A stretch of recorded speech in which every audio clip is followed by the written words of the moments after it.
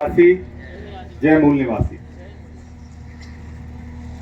आज के इस कार्यक्रम में मैं सबका स्वागत करता हूं, मावन मेश्राम जी का स्वागत करता हूं और समस्त साथी जो बाहर से पधारे हैं हमारे झाबुआ की पावन मिट्टी पर, उन सबका मैं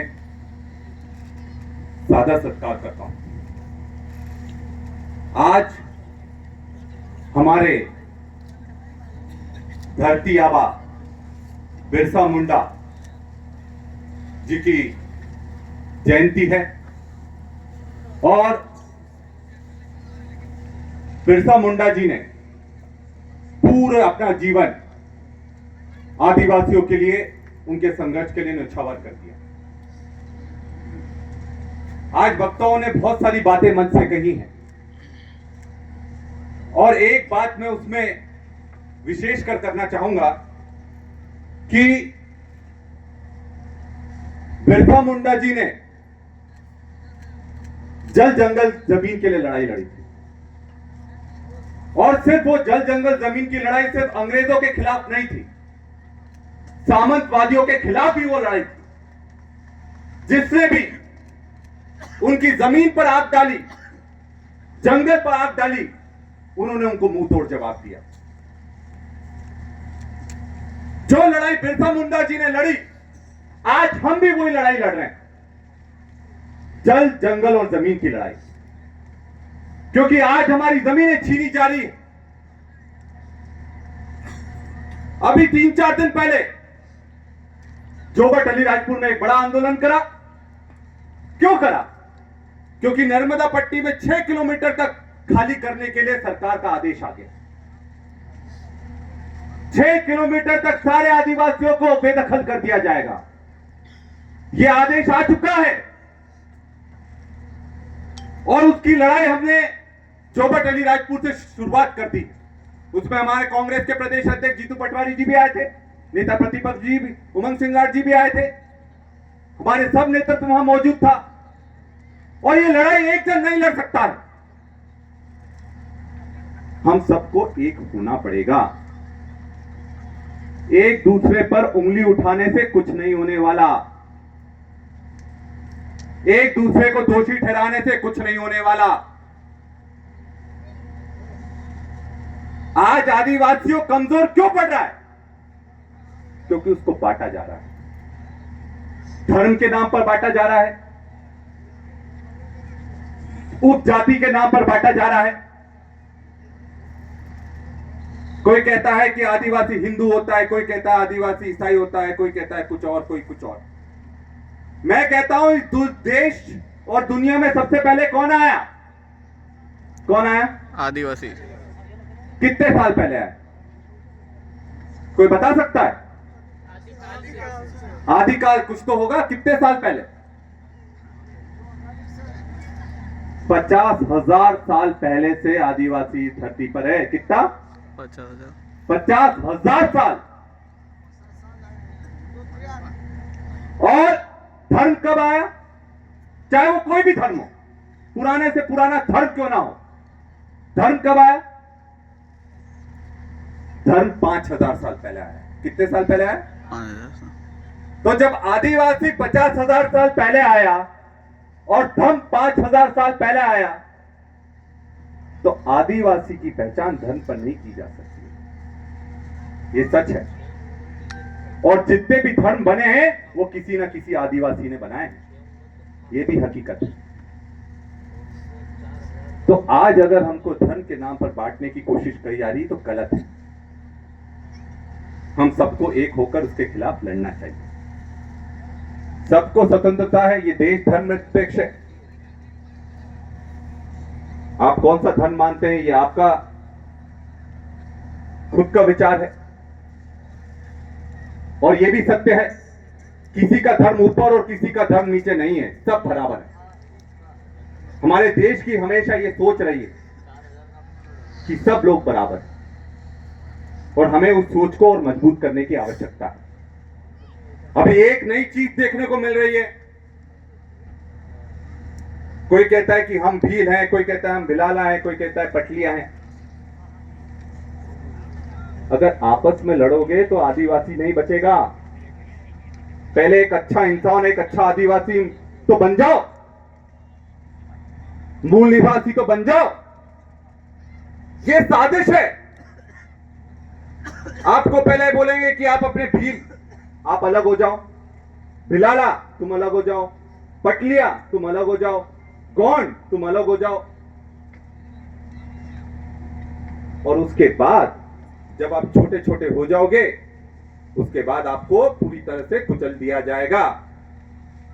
तो पहले लड़ाई हमें मूल निवासी और आदिवासी की लड़ना पड़ेगी। लड़ना पड़ेगी कि नहीं लड़ना पड़ेगी? यस। तो पहले हमें आदिवासी तो बन जाओ अच्छे से, ईमानदारी से, फिर आपको जो लेना है करो। पर आज वो समय नहीं है कि हम आपस में लड़ सके। धीरे धीरे हमारे सारे अधिकार खत्म कर दिए जा रहे हैं। अभी 2 दिन पहले की मैं बात बताता हूं। सिविल जज के 2022 के परिणाम आए मध्य प्रदेश में। क्या बेशर्म जी? उसमें आदिवासियों के लिए 121 पद आरक्षित थे पूरे मध्य प्रदेश में, और उन 121 पदों पर एक भी आदिवासी का चयन नहीं हुआ है। 0, 1, 2, 3 नहीं, 0। तो अगर हमारा आदिवासी जज नहीं बन पाएगा तो हमारे लोगों को अधिकार कैसे दिला पाएगा? सारे तो जल जंगल जमीन के मुद्दे कोर्ट में बंद हैं। बेल चाहिए कोर्ट से चाहिए, कोई भी विवाद होता है कोर्ट में इसका हल करो। तो वहां हमारे लोग बैठेंगे नहीं तो हमारे साथ न्याय कौन करेगा? आज ये मध्य प्रदेश की हकीकत है। 60% से ज्यादा जो जेलों में लोग बंद हैं वो आदिवासी हैं। आप लोग जेल गए कि नहीं गए? मैं तो गया हूं। 3 दिन जेल, भोपाल जेल में बंद था मैं। अपने लोगों के लिए बंद था, खुद के लिए बंद नहीं था। आंदोलन करा, जेल में डाल दिया। तो हम तो संघर्ष करने वाले लोग हैं, और आज राहुल गांधी जी पूरी ताकत से लड़ाई लड़ रहे हैं। कोई सा भी मुद्दा उठा तो रहे, बात कह तो रहे। आज वो जब नेता प्रतिपक्ष हैं तो 60% आबादी का पूरे देश में प्रतिनिधित्व करते हैं। जो ये सत्ता में बैठे हैं ये 30 से 40% भी नहीं है, पर क्योंकि हम लोग विभाजित हैं, सारी पार्टियां अलग अलग हैं, तो उसका फायदा कौन उठा रहा है? ये लोग उठा रहे हैं। बिहार के परिणाम क्यों आए? बिहार में पहले से चुनाव सेट हो चुका था। 65 लाख वोट काट दिए गए। जो ये अभी एसआईआर का मध्य प्रदेश में चल रहा है ना, बिहार में कर चुके हैं। और सबसे गंभीर चीज है, अगर आपका नाम नहीं जुड़ा तो फिर आप वोट नहीं दे पाओगे। आपको जो अनाज मिलता है वो नहीं मिल पाएगा। आपके अधिकार खत्म कर दिए जाएंगे। तो अभी जो 14-15 दिन बचे हैं, पीछे पड़कर अपना नाम जुड़वा लेना। नहीं तो बिहार में जिस तरह से 65 लाख नाम कट गए और 20 लाख नाम जोड़ दिए गए, तो जब 80 लाख 85 लाख वोटों का अगर पहले ही निर्णय हो जाए तो फिर चुनाव कहां का चुनाव बचा? हर चुनाव आप 5,000 10,000 से हार जीत होती है,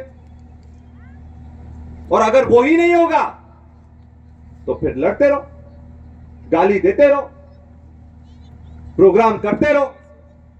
पर जहां चोट करनी है वो हमको मिलकर चोट करना पड़ेगी, और उसमें एक व्यक्ति नहीं कर सकता, नहीं एक दल कर सकता है। सबको एक होना पड़ेगा, क्योंकि अब ये तेरा मेरा का समय बचा ही नहीं है कि इतिहास में तुमने ये करा, तुमने ये करा, तुमने ये करा। इतिहास को आप पल्लू पकड़कर बैठेंगे तो भविष्य खराब हो जाएगा। आज हमको सबको एक होना पड़ेगा, और मैं बार बार ये इसलिए कह रहा हूं क्योंकि मैं देख रहा हूं, मैं आदिवासी कांग्रेस का राष्ट्रीय अध्यक्ष हूं। पूरे देश में लगातार लड़ाई लड़ रहे हैं हम लोग। अभी त्रिपुरा होकर आए हैं।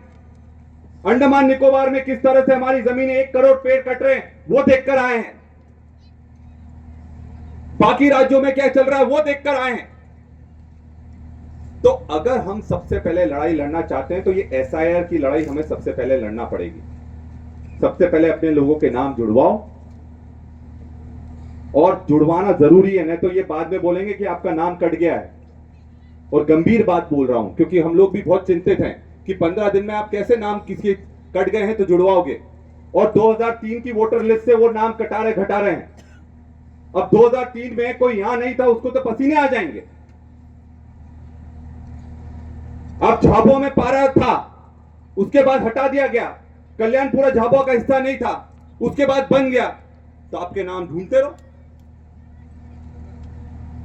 और आप लोग जब बाहर से आए हैं, हम लोग को की ये जवाबदारी बनती है कि सबका आदर सत्कार करें, और सबकी ये जवाबदारी बनती है कि समाज को किस तरह से हम लोग आज मंच पर साथ में बैठे, बहुत अच्छा लगा।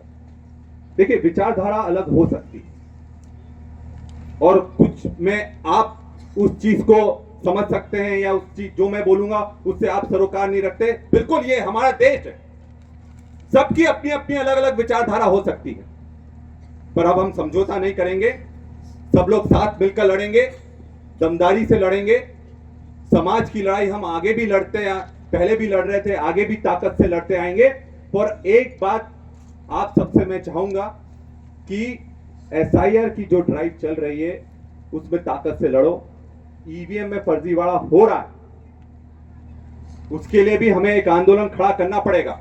पर अगर ये 15 दिन निकल गए एसआईआर के, तो अगर ईवीएम में वोट ही हमारा नहीं रहेगा तो ईवीएम का करोगे क्या? ईवीएम में तो तब वोट डालोगे ना जब वोटर लिस्ट में वोट रहेगा। अगर वोटर लिस्ट में नाम ही नहीं है तो ईवीएम तक नहीं पहुंच पाओगे। और समय की बाध्यता है, मुझे भी भोपाल निकलना है।